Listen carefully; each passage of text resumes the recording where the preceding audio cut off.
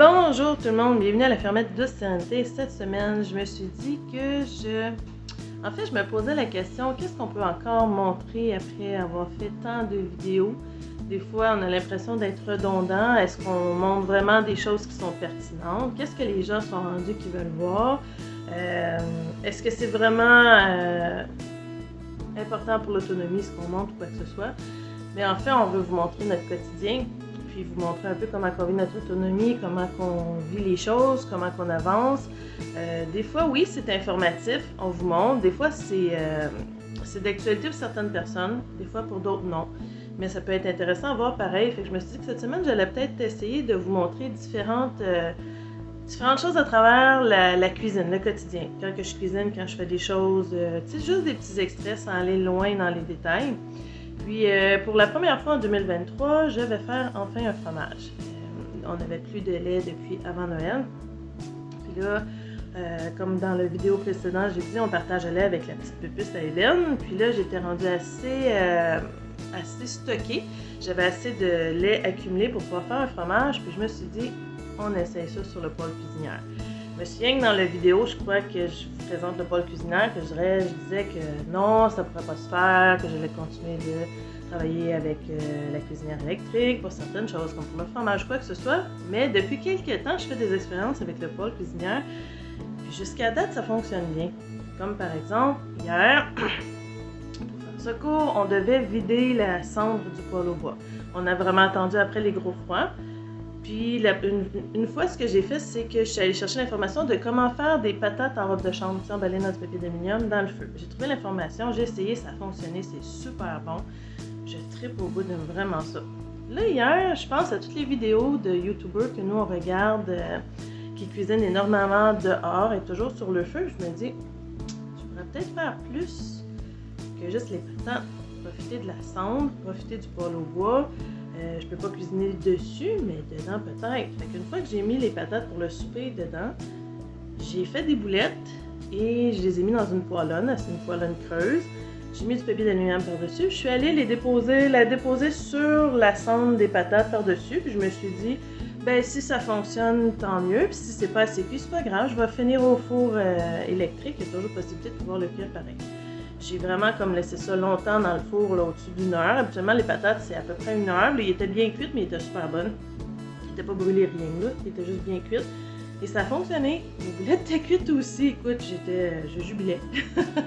Je trouvais ça hot. Je disais une autre arc. Non, comment on dit ça? Une autre flèche à mon arc. Dans mon carquois, une autre chose que je vais pouvoir explorer cet été aussi, quand on cuisine sur le feu. Mais de ne pas gaspiller non plus les cendres qui sont là qu'on laisse mourir, mais de pouvoir s'en servir pour faire autre chose, c'est vraiment génial. Fait que là, aujourd'hui, je m'essaie avec le fromage sur le poêle au bois. Je vais être honnête avec vous, j'ai aucune idée si ça va fonctionner.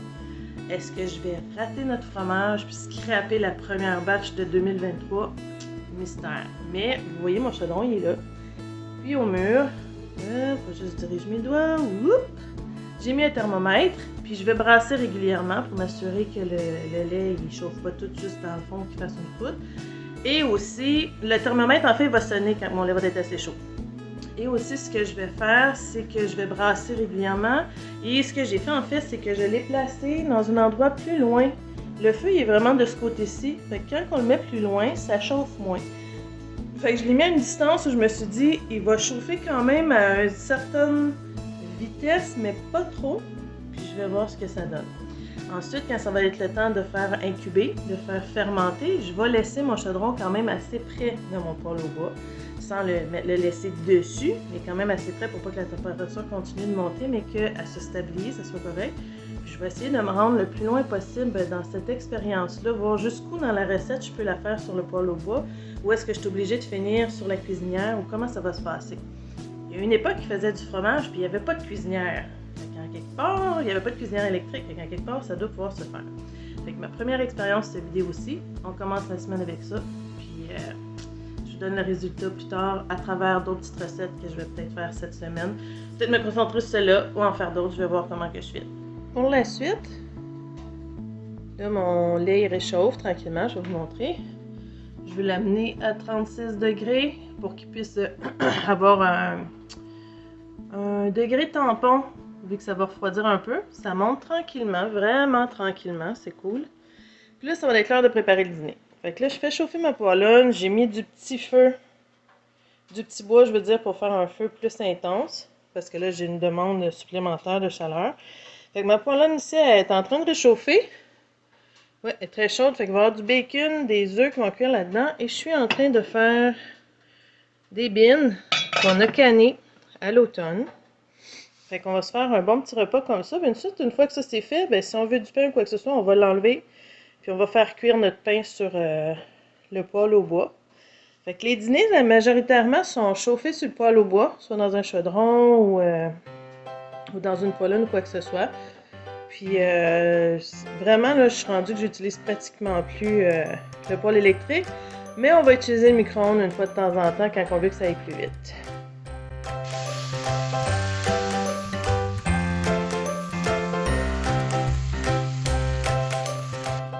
On continue avec les repas sur le poêle au bois. Je suis en train de nous préparer un mijoté pour le souper. J'espère le mettre au four assez tôt pour qu'il soit prêt ce soir. Fait que c'est pas compliqué. À l'intérieur, oignons dans le fond, des patates du jardin, de la viande qu'on a acheté, là, une vache au complet, des carottes. Ça, c'est des carottes d'épicerie parce que j'ai pas eu un franc succès avec mes carottes au jardin. Mais c'est ça la vie, hein. Fait que là, il me reste juste à rajouter un peu le restant de la viande sur le dessus. Un bon bouillon de soupe à l'oignon. Je vais fermer le couvercle, puis j'envoie ça au four. À la base, c'est un plat à bine, mais c'est tellement versatile, puis je tripe tellement sur la cuisson, le goût, la saveur que ça donne. Sérieux, si j'en retrouve un autre, c'est officiel que je m'en achète un autre, parce que je pourrais faire 2 sortes de repas en même temps. Parce que dans mon four, je pourrais en mettre 2. Fait qu'à moins d'en trouver un plus gros, là. Mais pour le souper à 3, c'est parfait comme grosseur, là. Je l'aime vraiment beaucoup. Puis ça vient avec une louche, puis un couvercle avec un trou. Je vais aller couper le cahier de mon fromage pour continuer. Pour aider à dissoudre le bouillon, je prends la bouilloire que je laisse toujours sur le poêle au bois, donc l'eau est déjà chaude. Ça va aussi un peu aider à débuter la cuisson. Fait que je vais rajouter ça dedans. J'ai oublié de dire aussi, j'ai mis des haricots flageolets dans mon mijoté parce qu'on a juste 1 livre de viande. Comme on est 3 adultes, 1 livre, c'est pas assez en fait de protéines pour un repas. Fait qu'en rajoutant de la protéine avec des belles légumineuses qu'on a fait pousser au jardin, ça va faire un beau complément.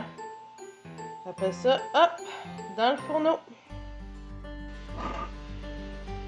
Ça regarde très bien pour mon fromage. J'ai coupé mes cahiers qui sont vraiment beaux, bien pris. J'ai laissé cailler 45 minutes plutôt que 30 minutes parce que j'étais occupée à faire autre chose, à faire mon mijoté pour le souper. Fait que là, on lui donne un 15 minutes. On mélange, puis on remet sur le four pour monter ça à 39 degrés. Le fromage pas bon train. J'ai vraiment un magnifique résultat. Je m'attendais pas à ça du tout. Regardez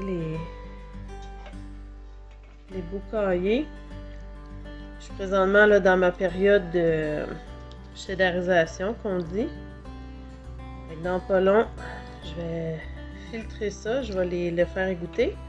Faire chauffer le petit lait pour la phase finale du fromage. Là, je vais le saler et tout. Fait que je suis vraiment très agréablement surprise, vraiment contente.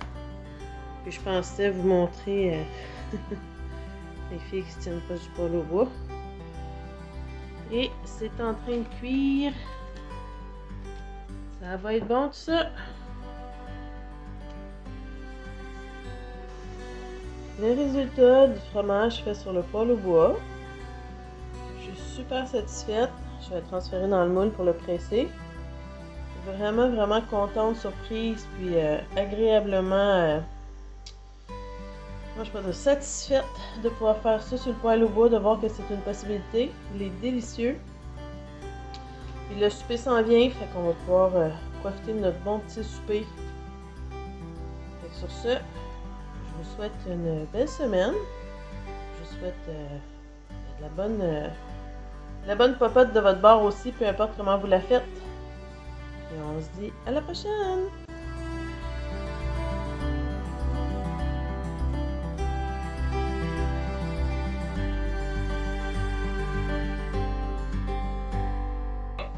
Les pendant ce temps, dans le bâtiment, j'ai deux petits tannants.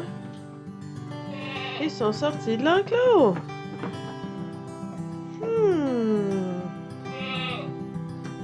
Petit coquin.